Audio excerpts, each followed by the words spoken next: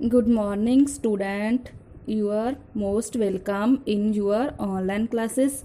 Today it's your math class. In this class, student, we discuss about our chapter 9th geometry.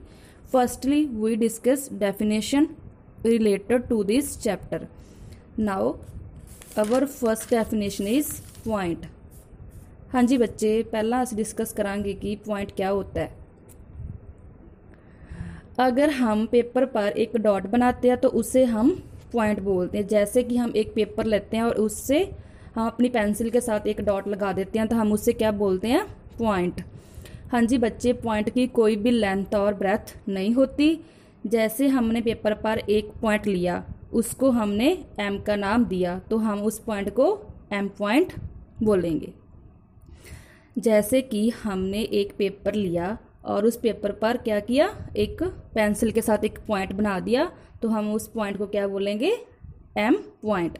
M point ऐसा नहीं है कि आपने M का नाम ही देना, आप कोई भी नेम दे सकते हो। उससे बाद हमारे पास है लाइन। जैसे कि दो पॉइंट को जोड़कर हमारे पास एक लाइन बनती है। हम एक पॉइंट को एम का नाम देते हैं और दूसरे को एन का नाम देते हैं, तो उस लाइन को हम कौन सी लाइन बोलेंगे, हम उस लाइन को एम एन लाइन बोलेंगे। हाँ जी बच्चे, लाइन को हम लेफ्ट एंड राइट साइड को भी, लाइन की हम लेफ्ट एंड राइट साइड को भी एक्सटेंड कर सकते हैं। मीन्स लाइन को हम राइट साइड की ओर से भी बढ़ा सकते हैं और लेफ्ट हैंड साइड और से भी आगे बढ़ा सकते हैं। हाँ जी बच्चे, नेक्स्ट साडे कोल डेफिनेशन हैगी है रे। रे क्या होती है? हाँ जी बच्चे, रे का क्या होता है, स्टार्टिंग पॉइंट होता है और उसका कोई भी एंडिंग पॉइंट नहीं होता।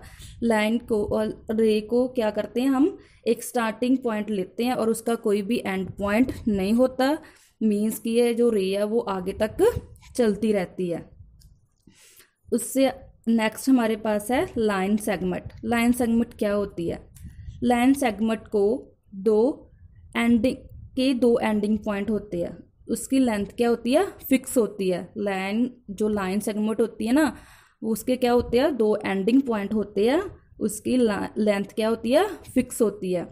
देखना, अगर हम एक पॉइंट को पी का नेम देते हैं और दूसरे को हम क्यू का नाम देते हैं तो हम उसे पी क्यू लाइन सेगमेंट बोलेंगे। हाँ जी, लाइन सेगमेंट को हम मेज़र भी कर सकते हैं। हम इसे मेज़र स्केल के साथ हम इसे मेज़र कर सकते हैं। हाँ जी बच्चे, अब हम साइड की बात करेंगे।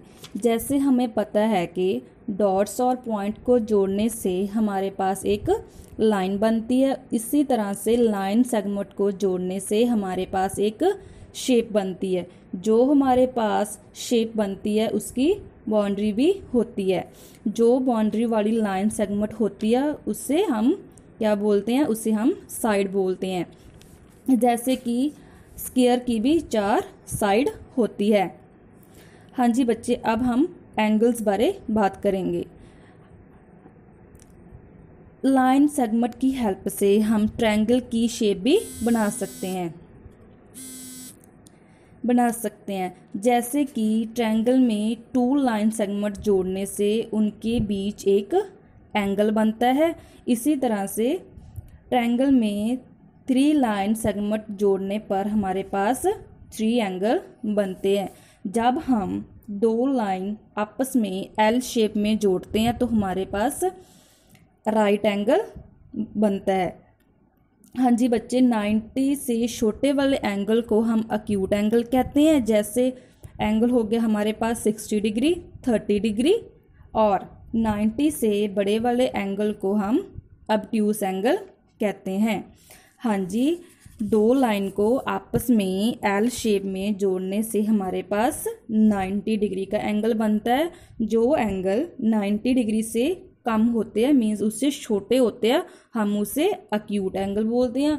और जो एंगल 90 डिग्री से बड़े होते हैं उसे हम ऑब्ट्यूस एंगल बोलते हैं। Thank you.